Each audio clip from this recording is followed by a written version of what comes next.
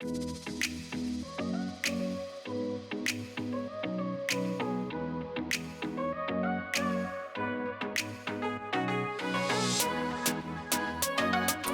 guys, welcome to Lauren.live, the spirituality, health, and lifestyle podcast. Today I actually have my second guest in Tulum, Mexico. Auggie, how are you?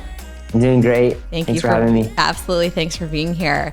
So Auggie Zadra and I actually know each other briefly. I'd say we're more acquaintances, but we did meet in person years and years ago, kind of in our more social networking days at an event, and we had been friends on social media, and I think we've both changed a ton since then. So it's been at least, I'd say, like maybe close to a decade since we've actually probably really talked and spoken, and so it's really cool to be reconnected with you, and we have a lot to talk about, but specifically Auggie is certified Kundalini Yoga teacher, which we're going to talk about Kundalini Yoga, which I'm really excited about because I've been wanting to learn a lot more about that personally. I've been curious about trying it. And then also he studies plant medicine, so we'll touch on some of that. And he's also been certified in like power yoga, and he also studies Sikh, so we'll talk a lot about that. And we'll just first, I think I'd love to just kind of as an introduction dive into your spiritual journey, because I know when we knew each other, I don't think both of us were really that deep into that stuff. And I'd love to hear kind of what brought you to where you are today and what brought you to Tulum and your studies and all of that. So we got a lot to talk about. I'll let you take it from here. Start wherever you'd like. Yeah. I think when we had met, I hadn't really awakened to my spiritual path yet. What happened, I was a collegiate soccer player and my body was beat up. My doctor said, look, if you don't stretch and heal yourself, you're not going to be able to walk when you're 50 years old. And so I knew I had to stretch. So I started doing yoga, which I actually despised. I couldn't stand doing yoga. And I found a yoga style that I liked that was more strenuous. And then something started to happen when I was in Shavasana at the end, laying there. There was this shift happening. And when one day after I'd been doing Kundalini for a while, or doing yoga for a while, I had this, I didn't know what a third eye was or anything. I was just in yoga trying to get better. And my something opened at my third eye. It was this beautiful color, just amazing, immaculate color of purple. And intuitively, I felt like that's me. That's the essence of who I am. And that was really my awakening moment, where I started to believe in a higher power and believe in God. And then a week later, I had a friend who was sort of a spiritual mentor at the time that I didn't realize it, invited me to his float tank. And I went and sat in a separate sensory deprivation tank. And halfway through that, I had another experience where this entity came through and just reached out and said, hey, really loudly. I left the tank and everything was different after that. I was all of a sudden aware of energies, aware of spirits, and had never been before. Never really, even thought like that ghosts and all this stuff was weird and odd, and all of a sudden was extremely aware and sensitive to sounds and colors, and have been ever since that point. So that was a interesting way to get woken up into the world. And that was really what started my spiritual path. Going deeper and deeper, it became a lot of healing and learning how to recondition my mind into a place of peace, and how do I operate in the world, in this matrix world, while I'm having these spiritual experiences that have continued and only progressed since then. So fast forward, I met with that teacher again, the one that invited me to the sensory deprivation tank.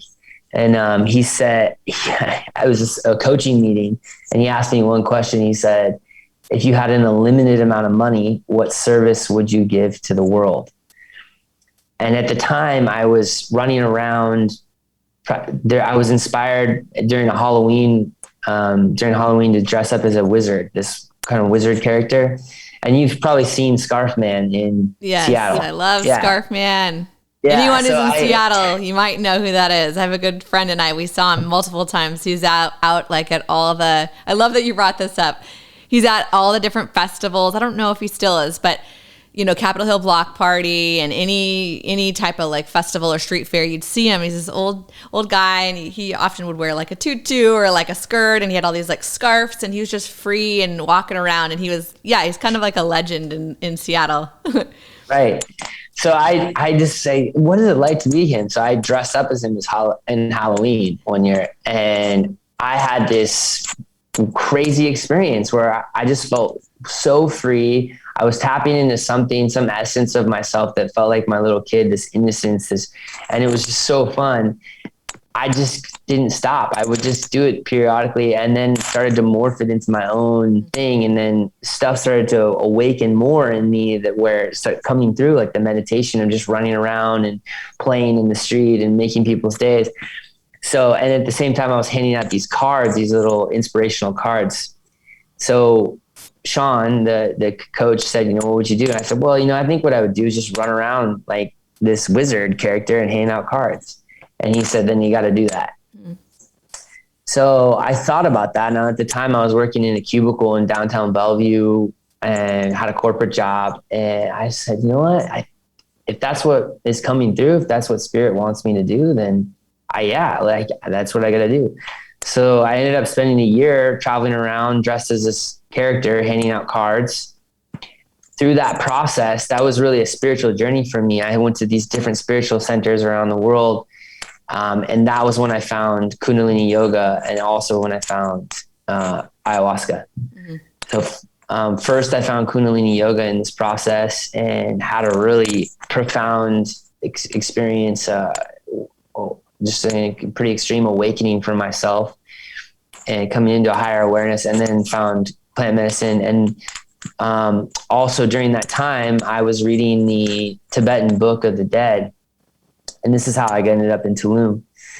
And in that book, these Buddhists, these Rinpoches, they live every single day to die. So they prepare themselves to die every single day. And they live a very karmic free life. And it said that these Rinpoches, when they die, they know where they're going to reincarnate as bodhisattvas. So they will say, I'm going to reincarnate in this village. And then they will just lay down, and they know exactly when they're going to die, and they will just close their eyes and die. And then the other Rinpoches will go to find them as they reincarnate in the villages. So they'll go find a newborn and here he is, reborn. Wow. Yeah. I was like, whoa, that's so fascinating. I haven't really thought about my death. So I spent time meditating and thinking about, how am I going to leave the earth? At the time, what came through was, in the trajectory that I was living, I was addicted to cigarettes, and I was still abusing alcohol and trying to find my way through that. Even though I was doing yoga, I had these habits I was working through. And it said, if you don't pass, if you don't change, then you're going to die of cancer. So I got to make some adjustments. And the other one was I could get eaten by a shark. And the last one, I saw myself very, very, very old. And I was at this beautiful cliff overlooking the ocean. And I laid down with my family and loved ones around me, and spirit just took me. Wow. And I was like, okay, I want to choose that one. Yeah.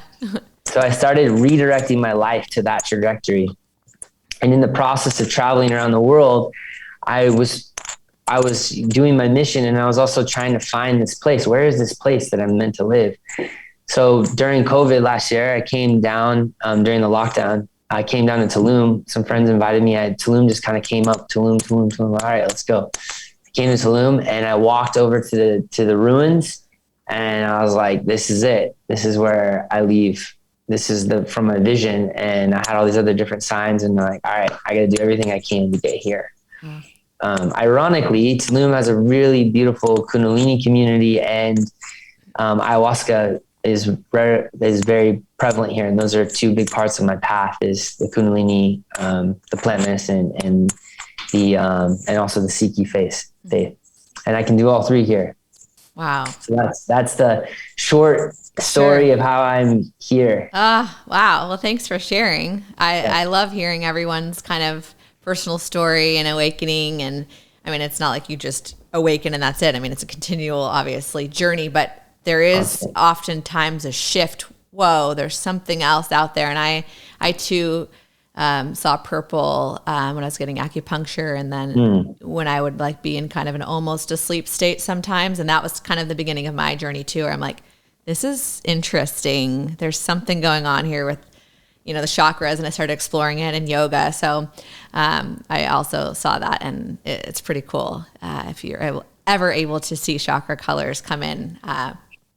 But okay, so you made your way to Tulum, and have you left since, or when you came, like, have you just stayed, or did you have to kind of arrange living and? Yeah. So getting here, it's a massive spiritual vortex. Yeah. And a lot of times when people come, or as I'm living here, when you first get here and integrate the synergy is so high. So whatever you're thinking about, whatever you're going through, it's magnified here. So the lessons are really quick. It wasn't a super easy transition. I came down, I got here, and I just didn't want to leave. And yet I had a life back in California. At the time, I was the director of e-commerce for Nordic Naturals. And this is also interesting because while I was when I made my mission to go be the wizard, I didn't know how I was going to pay for it, but I knew that I needed to do it. And at the time, I was actually in a decent amount of debt. As I started to share what my mission was, that, hey, I have this calling, I'm going to go do it. I'm going to 24 countries. I have 6,000 of these cars. I'm dressing up like this character, and I'm going. The universe was wanting to support me. And I got this most incredible job that paid me more than I'd ever made before, and gave me the flexibility to travel to complete my mission, which was fantastic. And so I came down here, and part of that was that I had to negotiate not going into the office anymore. Okay. And they were okay with that. So I made the transition down here. It took me 2-3 months. Then, I just got used to it, got a place. And then recently, the universe, how it's shifted is I've been asked to move away from that director role and go on my own. So now I'm doing my own thing, which is still kind of, I don't know. I have an idea of what it is. And at the same time, I'm surrendering to the process because it's starting to unfold in front of me. I have an e-commerce marketing agency, and we help conscious businesses sell products online. I'm a Kundalini teacher, and I help with plant medicine facilitations, and I'm just holding on in my practices. Wow. So you're kind of dabbling in a lot of different areas, but it seems that it's very fulfilling and your mission, which is really cool to see. Yeah. Yeah. Wow. Okay. Well, I would love to talk. Let's start with the Kundalini. Explain how that's different, because obviously most people know at least what yoga is, right? Some people do it for just physical exercise. Some people do it for like the mental, and obviously some do it for both physical and mental. It's very integrated. I've done a lot of yoga. I've done core power yoga. I've done, I've never done hot yoga. It's just not my thing, but I've done all types of, hatha flow and all the different things. And I'm very familiar with that, but I've never done Kundalini. So how is it different than just kind of normal yoga, if you will? Kundalini yoga is sometimes we'll refer to ourselves as Kundalinis. It's a real wild experience, and it's different each time. It incorporates meditation, pranayama, breathing, a kriya, which is typically it's a movement. Generally, it's around an intention, and then mantra. So we chant mantras.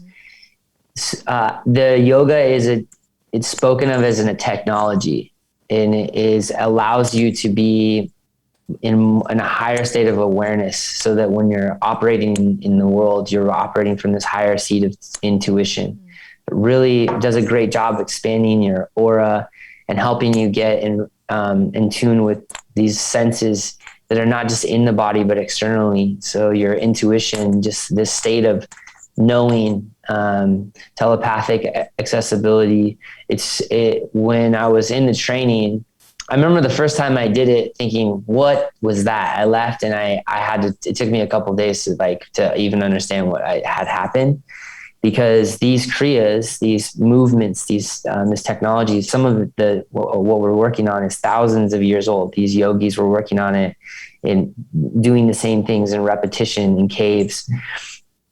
And we were very lucky to have Yogi Bhajan, who came over from India and brought these teachings and broke the lineage. So they were not necessarily meant to be taught to just anyone. It was kind of a royal lineage that they were living in. And so he brought them and he said, no, the people that need them are the people of the West, because they're going to be able to receive them, and then they're going to be able to spread them, because we're heading into this Aquarian age where it's a really difficult time, and we're in it right now. And these technologies will help people manage those times and thrive during those times. What shifted for me when I found a Guru Singh, because at first the kriyas were intense. They really lift your vibration, and sometimes you could do one kriya and it may take you a couple of weeks to integrate. So there was a period of time where I started to feel parts of my identity were crumbling. And so I pushed it away. It was too much. And then I came back to the practice when I found this guru. I walked in his class and I sat down and he started playing the guitar, and I just broke down crying. I'm like, this is my teacher. And I knew after my wizard mission, I was going to come back and see him. So I came in within a month of doing the first sadhana. So we have spiritual practices that are broken to 40 days. You do the same practice for 40 days. So I did my first 40-day sadhana, and 20 days in, I was like, I don't think I need to take any anxiety medicine anymore. My whole life, even with yoga and doing all these practices, breath work, I just wasn't able to get off of these meds. And 20 days into this kriya, I'm like, I don't need it. And I left. And even during this time, I'm still struggling with my addiction to cigarettes. So it was 23 years of smoking. And after I got done with the first 40-day kriya, I'm like, I think I can hack cigarettes. And there's a kriya for addiction. So I started the next kriya I did for 40 days was the kriya for addiction. And I stopped smoking cigarettes that day. I stopped. And then I just did the same meditation for over 250 days because I just never wanted to be involved or have it in my life again. So it gave me this incredible amount of freedom. Also at the same time, I was working at this job that I had a very entry-level position for. And all of a sudden they were like, we want you to be an executive. And I'm like the youngest executive, had no intentions of being a director at this company. And so life just started to become better for me in every way. So I definitely kept going and then decided that at some point I was like, okay, I want to live as a teacher and offer these practices back to people so that they can heal. And you don't have to, I wear white and I wear the Kundalini teacher attire. That's not, you don't need to do any of that to do the practices. It's just that through the process of evolution, which I never thought I'd be wearing any of this stuff or look like this. It's just through the experience, I'm like, oh, okay, I understand. Like I feel better, my vibration's higher. Yeah. And there's a service aspect to it. And sorry to interrupt you. It's interesting. I forgot her name. You probably know her. She's a very common woman who does Kundalini Yoga. She's older. Tej, yeah. Tej. Okay, well, I reference Luke Story's podcast all the time because I'm a huge fan, but he had her on and I listened to that like about a month ago and learned some things about Kundalini Yoga, but she was talking about when she started to wear the white cap and she would take it off and she would have all these really weird experiences when she wasn't wearing it. So when you're talking about energy and stuff, have you noticed that at all when you aren't wearing it out and about? Yeah. So, oh my gosh, it's crazy. Once I put on the turban, like this is a cap, the head covering. And I started to practice, a whole shift happened and I could sense basically what I realized was a lot of times when I would walk into like a grocery store, for example, I would start to feel anxiety or I'd start to have some thoughts. And at the time I didn't realize it wasn't mine. It was someone else's stuff. You're picking up on other people's. Yep. Yeah. And so what this helps to keep your, all of your energy protected. Okay. centralized. Sure. And it's also a way of reverence. So when we put it on, at the moment that I put it on, I'm like, okay, I'm in service, and everything becomes in gratitude at that point. And if something's happening outside or someone needs help, it's a commitment to stop what I'm doing and help someone in need. Interesting. That's cool how like a physical thing though, you can actually kind of put that on and say, okay, like I'm protected today. And that's wild. Yeah. It's definitely protection. It's also, I'm noticing I'm like, okay, am I like, have a connection to it? And then I'm feeling like, I feel like naked without it now. Yeah. And so there's a little bit of an aspect where I'm like, okay, maybe it's time for me to take it off for a little bit here and there, and just because not all Kundalinis wear a head covering. Right. Okay. Yeah. Wow. Okay. Well, that's really, really awesome and inspirational to hear about dropping the anxiety meds and the cigarette smoking. That's great. So do you feel like were some of the meditations about letting go of that stuff, or like how do people are listening, okay, great, like cool, but how do you describe, like, how are you able to let that stuff go through the practice? Yeah. So what happens is we commit to a practice. They teach you, especially if you can have a Kundalini teacher, like I can guide someone or through how to create a spiritual practice for yourselves.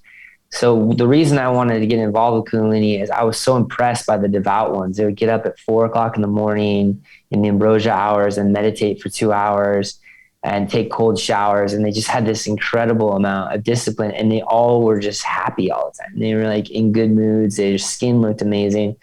So I thought, okay, they've got some secrets that I want to know. Yeah. And the key is the sadhana. And then the sadhana is connected to a kriya. The kriya has a purpose. So the first kriya I did was an aura balancing kriya, or it might've been aura expansion.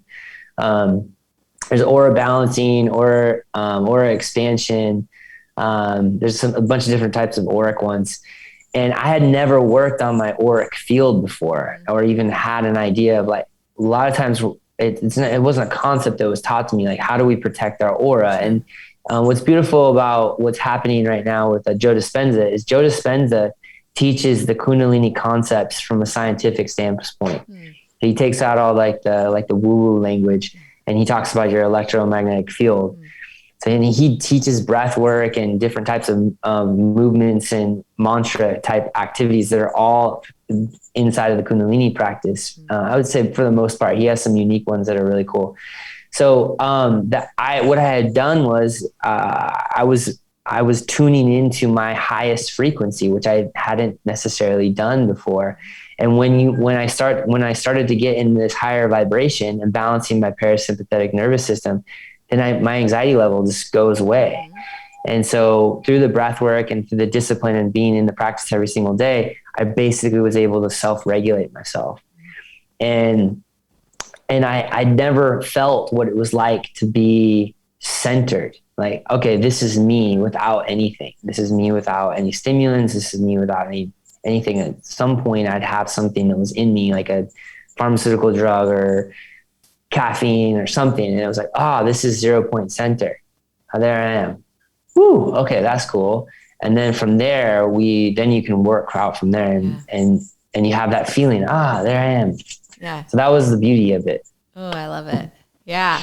I've had a couple readings where I've had like chakras cleared out and then obviously like protected and re-energized. But I would like to start doing more of that myself too. Not just, I mean, I do a little bit of it, but like without having someone assist me, it'd be cool to be able to like do those exercises. And I too, though, have found I'm a lot less anxious of a person since I've dived deeper into spirituality, and just having those tools. It's really neat because you can not only center yourself and prevent the anxiety from really bubbling up, but also if you do start to feel a little bit you can recognize it and do whatever you need to do, breath work, or I've mentioned this before on the podcast. I have one where I imagine the anxiousness or the negative feelings actually like trickling out of the bottom of my feet, like a little door opening, and you can do little exercises like that and it really works. It's amazing. So I love it. I love hearing people's stories like that.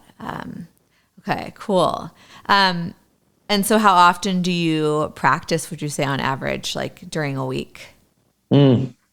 Right now I'm practicing a lot with the energy that's happening. And then also the shift, I went from having a really high salaried income position, and now I'm going off on my own. So there's a lot of uncertainty. So I'm in my practice even more. Typically my daily sadhana when I was really busy was about 15-20 minutes.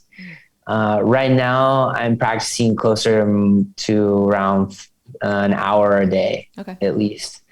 Today was a longer day. So I typically get up at 4:30 and I listen to the Japji, which is the first part of the Guru Granth Sahib, part of the it's traditional part of the Aquarian sadhana of Kundalini Yoga. And so it's a mantra. It's about 20-30 minutes of prayer. It's the most amazing, beautiful prayer. I love it. And then I'll go back to sleep.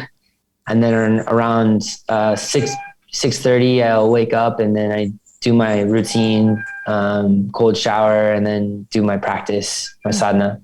And that's typical for me. So you kind of do it in the mornings mostly then? Try to do it in the mornings. Yeah. There was a period of time that I was only doing it at night, and that's just where I was at. Yeah. And just you try to get it done within 20. Typically part of it is you want to do it in a 24-hour container. So you hit your sadhana, and then so it's always hitting it each day. 40 days. I like that. Very cool. Let's talk about Sikh, your study of that. I think that's nice. Obviously, it is intertwined with Kundalini. So let's weave into that topic, just like what you've learned, what you're studying, some of your biggest takeaways that you'd like to share with people that don't know much about it. Yeah, so the Sikh faith is one of the youngest faiths in the world. It's like I think the fifth largest as well. The Sikhs, typically the traditional ones are in the like Punjabi region, and they're the ones that wear the turbans. Mm-hmm. So what it means, there's some basic fundamentals of being a Sikh. The core one is that there was 10 Sikh gurus. The first one was Guru Nanak. And then the last guru, the 11th guru, was the written word, which is the text, the Guru Granth Sahib. And really to be Sikh itself, the word means seeker or student. And my teacher says student of the infinite. And so we're just always learning. And it's really more, there's a method of saying religious connotation, and because there's like a need to identify, and really it's a theory. It's a theory of how things work. So we follow the one true creator, the Waheguru, Akal Purkh. So, and then there's just the methodologies around it. And the main thing is there's, depending on how devout, there's all kinds of different ways of practice, but the core thing is that we study the Guru Granth Sahib, which was the last, it was the scriptures from all of the Sikh gurus. So we were able to read, and it's just a beautiful composition of devotion to God, and living in a devotional way. And there's different structures on how to live as a Sikh. And the core one is to follow the Waheguru, like, okay, this is it, one true creator, and really devote your life in service in that way, and then study the scripture. Then there's like the small things, like I wouldn't say they're small, but there's fundamentals, like a lot of Sikhs don't cut their hair, or their beards. Yep. And there's reasons behind that. And it ends up going back into yogic technology.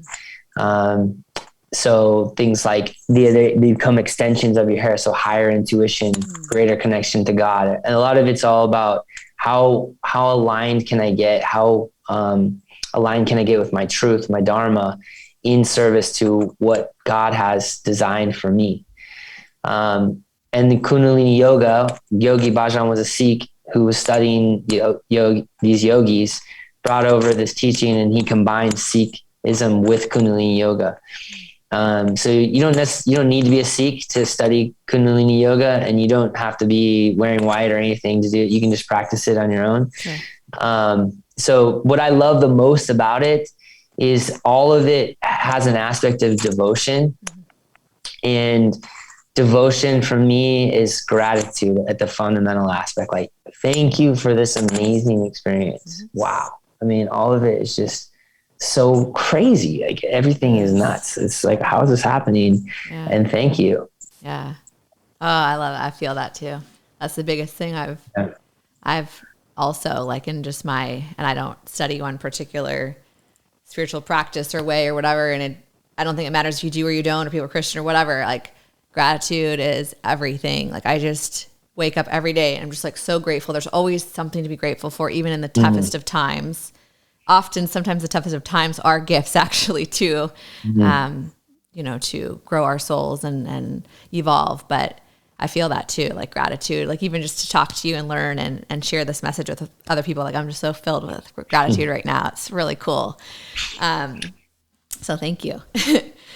Okay. That's really neat. Okay. Do you have any other things you want to? Yeah, I would like to. So something that's unique about my path that can be a little bit controversial is I do drink medicine. Like, I work with grandmother ayahuasca. Yeah. And so in the Kundalini lineage, typically that is not something that they condone. It's starting to open up with CBDs, and and more of the teachers are coming out and talking about how they're working with cannabis or combo.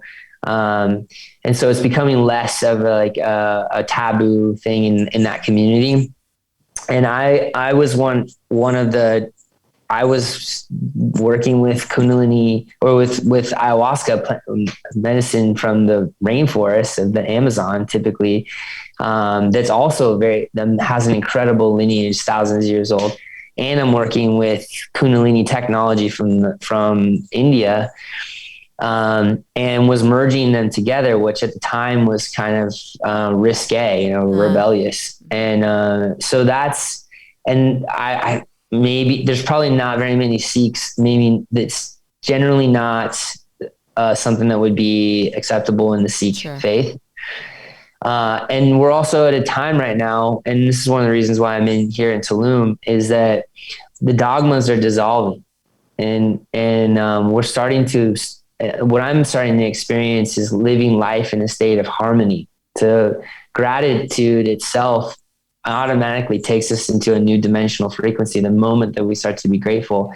And then above that is the frequency of harmony, which has no right or wrongs. It's just does this feel in alignment or not? How do we refine?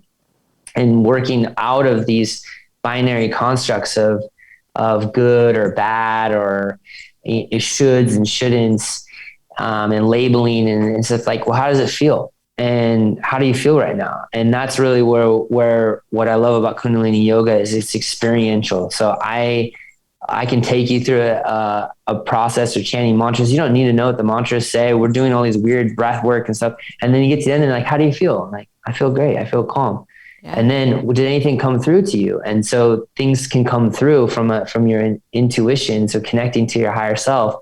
And then you start to work on, I can really connect to this higher seat of intelligence that's always available to me, that I just wasn't slow enough, or had some sort of blockages, energy blockages, or my diet or something was blocking me from having access to this.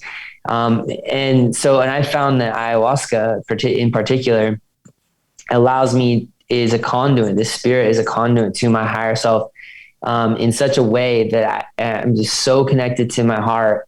And she teaches me, very clearly where I'm out of alignment.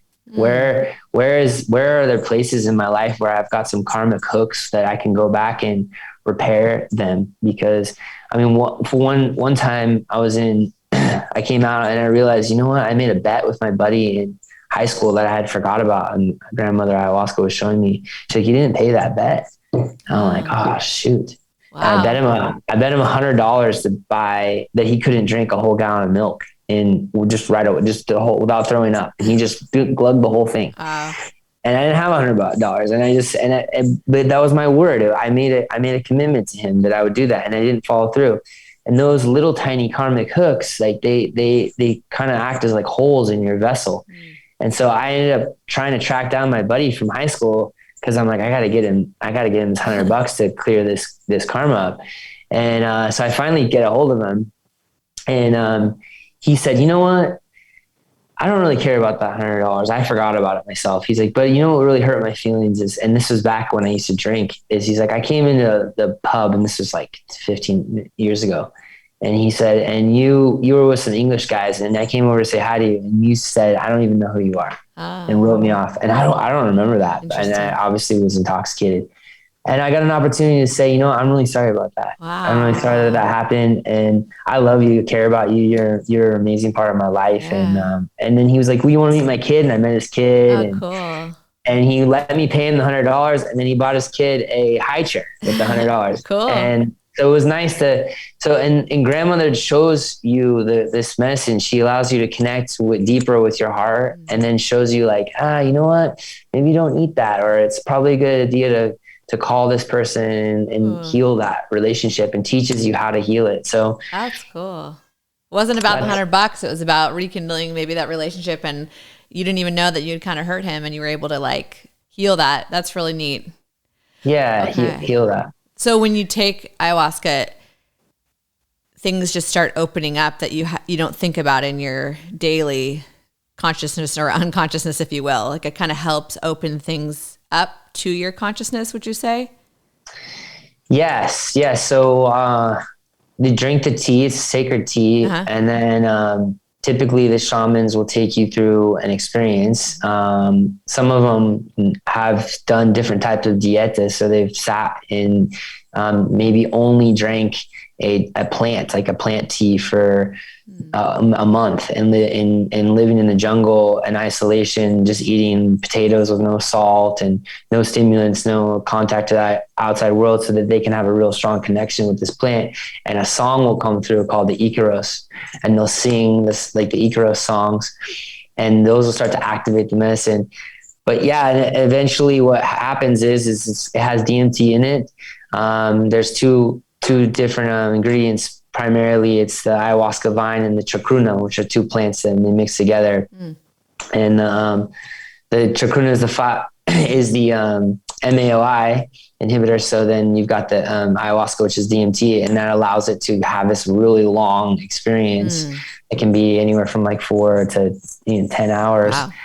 And what happens is your ego really dissolves, and you're able to go way into your subconscious mind, and things surface that are there, things that you didn't even know, because our subconscious is so beautiful in the way, and same with our ego, it wants to protect us. So it'll stuff things down, way down, like things that and also when you're little kids, stuff when you're toddlers, there's trauma that happens just as being human, that will surface, and you'll go, oh, that's why I have this phobia of spiders, or that's why I always want to leave my relationships because of what happened to me when I was 1 year old. And so there's no time that you could spend in a psychiatrist table, or sitting in therapy that can get you access to your subconscious mind in this way. And that's what it does. Wow. Yeah. I mean, I've known a couple of people that have done it. I've heard a lot of people do it, that I follow, and I've always been really curious. But I have heard if you are going to do it, like there are things like preparing your diet and different stimulants and stuff ahead of time can help you, one, have a better experience, and two, prevent you from feeling sick, right? Because you've heard a lot of people that get really nauseous or throw up. What is that about? And have you experienced that, or been able to master not experiencing it? Yeah. So we typically talk about it as getting well. So, and this has also helped me understand health in a new way, is when our body in our culture, a lot of times we talk about it as sickness is like, oh, I don't want to get sick. Well, the body is typically when it's purging, is getting better, is teaching. It's like, okay, it's identifying something that's not in alignment, and it's moving it through the body, which is a natural process. So when we are in these circles and we're purging, purging can look like sweating, it can be yawning, it can be like shivering, and sometimes we throw up.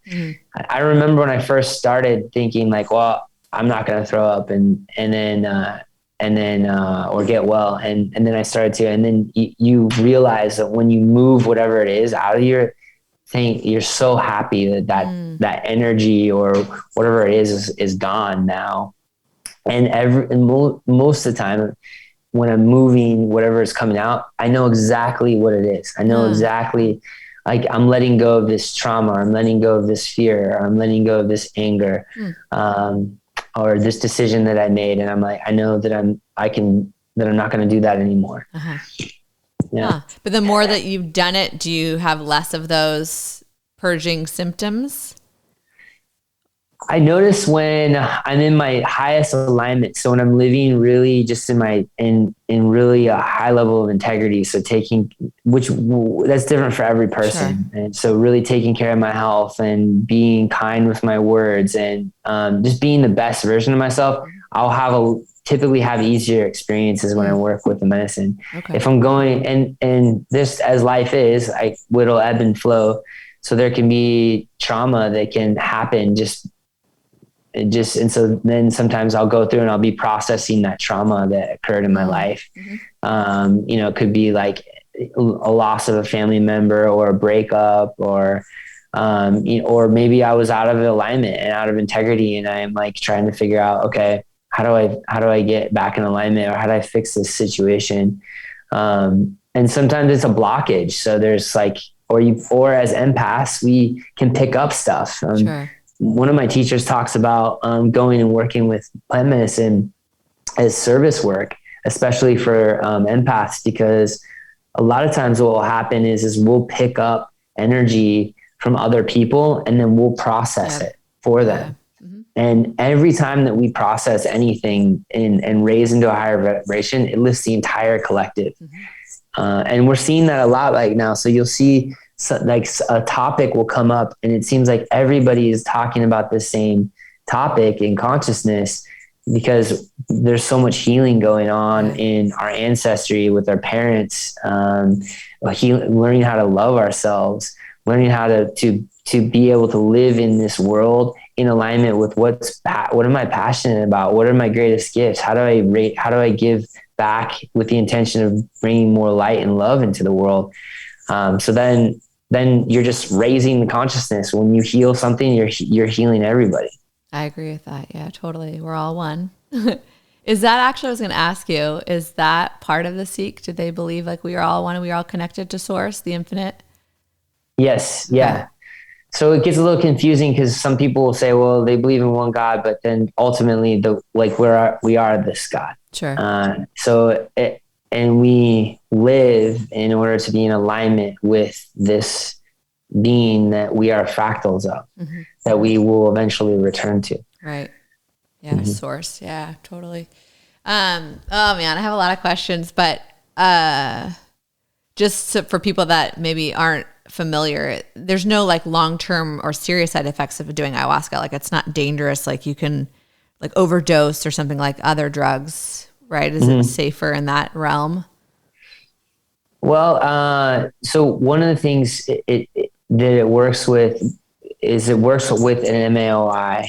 And so if you're taking something like an MAOI inhibitor or something like Celexa or some anti-anxiety medicine, it can be, there are sometimes of serotonin syndromes that can happen when working with ayahuasca, because it does work with in releasing serotonin.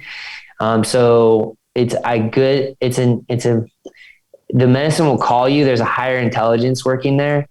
And if you're someone, so there has been injuries in that case, and there has been people that have had, some processes that are like not the best. Sure. So, and so it's always good to investigate where you're going to go with someone that you trust.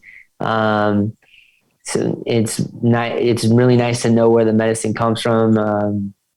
It's not always totally clear because of, well, it's technically not illegal in some places. And there's a lot of just wanting to protect the plants. Sure. But you do want to do a little bit of research before you go. And it's really, the more you can prepare your body, with your diet, the easier the process can be. Yeah. So. Yeah, I've heard that too. Okay. But I will say the greatest thing that happened when I first started drinking ayahuasca, ayahuasca was what cured me of my alcohol addiction. I went in and it was a spirit, it was an entity, it was some sort of energy that she just cleared out. And my interest in drinking was just gone after 4 times of working on it. Like, it was it. That was one of the greatest gifts among so many gifts that she gives me. Yeah, that's really awesome. And then do you have a feeling of being like high though? Like you would with, I mean, no, it's different than like alcohol or marijuana, but typically if you're in moderation, those substances can make people feel relaxed or happy if you're doing it right, not over drinking or, you know what I mean? But generally speaking, a lot of people, when they get a buzz or something, they just feel kind of warm and happy. Can that come from ayahuasca too? Just the overall feeling of kind of just feeling like good? Yeah. Feeling absolute. Like happy. So every experience is completely different. Yeah. I've drank over 60 times now, which is in some circles might sound like a lot, and other ones that's like not very much at all. Sure. So I have been able to experience God and like myself and like my deepest joy, my greatest bliss when I drink it, when I work with this medicine. That's a huge gift. And so yes, there's moments of absolute euphoria, just oneness. And then there's moments of just, it can be really rough. It can really go, I've gone way down. Really, really intense. Yeah, super, super intensive. Like the visuals can be very intense. Also, you can go to really, you go to the depths of yourself. You go to the most expansive part of your love that is there, and you get to feel who you are and your absolute joy of your being. And then you also get to see the dark side of yourself, which is also a gift and can be terrifying. Looking at the dark parts of your psyche and any sort of traumas in your life, and extremely healing, because as we face our fears, as we face the darkness, and we come and the light always comes through on the other side. And so you're able to come through on the other side. Okay. That was a lot of work, and I'm really glad that happened. So that, cause I'm healed, I feel healed. Wow. And you get to carry that frequency as you go out into the world. Totally. Yeah. Wow. Well, thanks for sharing. That's fascinating. Definitely curious. I'm a little nervous if I were to try it, but that's something I'd have to obviously work through if I were to decide to do it. So, yeah. It's not for everybody. It's for everyone and not for everyone. So it's there, it's accessible. And then like, there's a definite call where it's like, I'm ready for that. And I work with some people, some of the most incredibly enlightened, amazing beings. And they drink a lot of medicine, and they don't do any Kundalini Yoga, and they have their own practices and stuff. And then I worked with some people who are, being in their field is almost so intense because they're just such a high vibrational being, and they would never drink ayahuasca. They're like, wouldn't even consider it. Like, why would I do that? And their path has just been different. And for me, that path has worked. It's working with plant medicine, studying Kundalini Yoga. Like, okay, this is good. And that's probably the greatest thing, is like to let go of any sort of like judgment or shoulds, and just like, this is working for me. I've seen people that have gone into straight access to enlightenment through dancing at a Grateful Dead concert. Boom, boom, they're in. They're there. Like they're there and they're there and they're there. It's like not for a moment. They're carrying that for the rest of their life. So we don't know when those awakenings can occur, and they can happen anyway. And all spiritual paths are beautiful. I agree. Yeah, that's neat. I agree. Wow. Very cool. Well, before we wrap up, I'm kind of I've noticed a theme I ask a lot of people, especially in my guests that tend to be more spiritual. What's your I don't want to say opinion, but your vibe and just what you've been like observing, what's going on in the group collective. You kind of talked about that. I'm feeling that. I think we're all feeling it, right? You said like we're feeling the traumas and the pain coming out. I think that's honestly what's happening right now. And I think it's a good thing because it gives us all a chance to heal, but it also feels rough sometimes. And it's a very heated, divisive climate, but yet there are a lot of people that are waking up too. There's a mixture of things going on. What's your vibe on that? Have you had any downloads in your meditations? Just your intuition? Like, what are you feeling overall? What's going on right now in the world? Mm-hmm. Yes. So I've had many downloads, and it's continuous. There's a lot of different timelines that are available. We're writing our different scripts as they go along. So I would say the key thing is there's a teaching from the Law of One. I study the Law of One a lot. I love this book. And the concept is that everything is in harmony. It's in harmony. And what's happening is there was a pretty drastic imbalance that was happening. And this is now going the other way. So now we're having a counter action. And it's quite rocky. So when you rock a boat, it'll go woo for a second, and then it'll rock and then it comes back into calmness again. So we're in a rocky period, and the key here for me is there's a word called that one of the tribes down in Amazon use, Hunikun. They say "segura faith," which means secure your faith. And so the greatest thing that we can do is really focus on the light. Allow our imagination to be the imagination of what is it that I'm creating and dreaming awake for myself.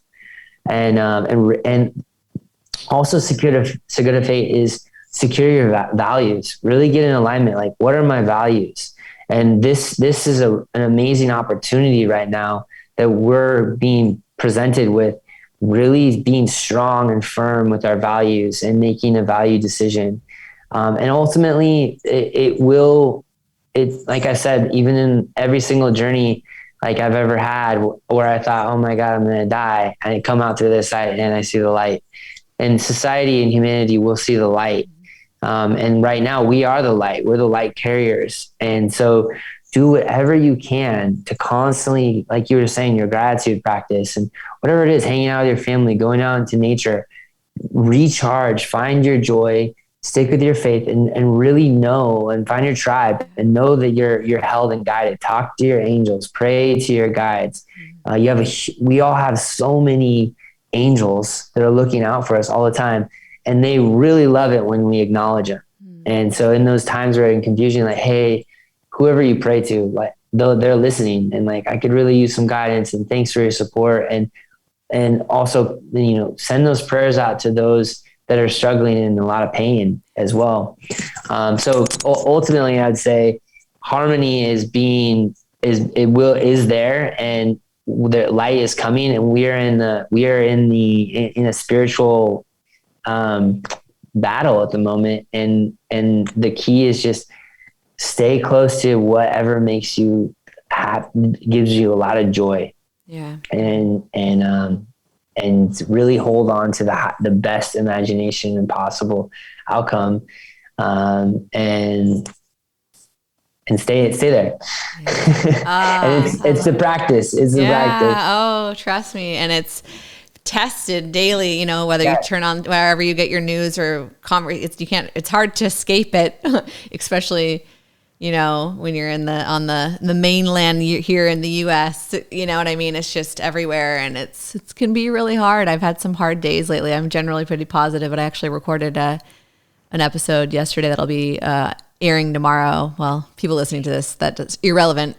One's coming out, and I've been struggling with it. I try not to watch the news. I know what's going on, but it's starting. I'm seeing a new wave of the new debate now, and I don't see this going away anytime soon. And so I reminding myself, stick to your truth. You know what you need to do. It's love and light. And I don't know. It tests you sometimes. And I feel like I'm feeling sensitive to it, but I do know that there are so many amazing people out there, and we're all trying to do our best. We're all on different timelines, and we need to love and support one another along the way. That's like number one. And so that was really motivational. Thank you for saying all that, because it reminds me again, just like, I know it's going to be okay. It's just rocky on the journey there, you know? Mm-hmm.